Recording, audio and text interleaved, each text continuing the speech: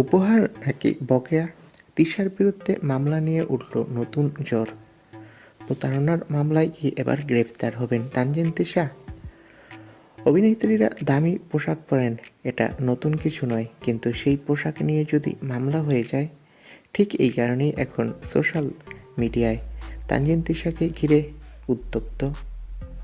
অভিযোগ, একটি শাড়ি সংস্থা তাকে ২৮,৮০০ টাকার শাড়ি দিয়েছিল প্রচারের জন্য, আর সেই শাড়ির দাম নাকি তিশা পরিশোধই করেননি।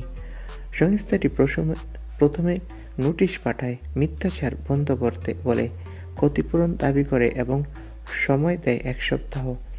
কিন্তু তিশা কোনো জবাব না দেওয়ায় সংস্থাটি সরাসরি আদালতে মামলা রুজু করে প্রতারণা ও বিশ্বাসভঙ্গের অভিযোগে।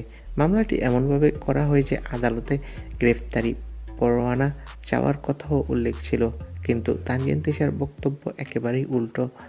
তিনি সোশ্যাল মিডিয়ায় পোস্ট করে জানান, শাড়িটি তাকে উপহার দেওয়া হয়েছিল, কোনো টাকা দাবি ওঠার প্রশ্নই আসে না।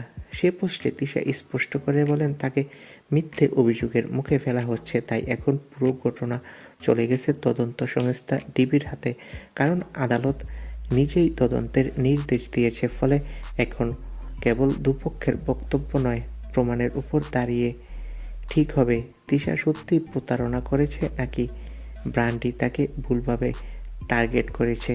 তো বন্ধুরা, এ বিষয়ে তোমাদের মন্তব্য কি কমেন্ট করে জানাও। ধন্যবাদ।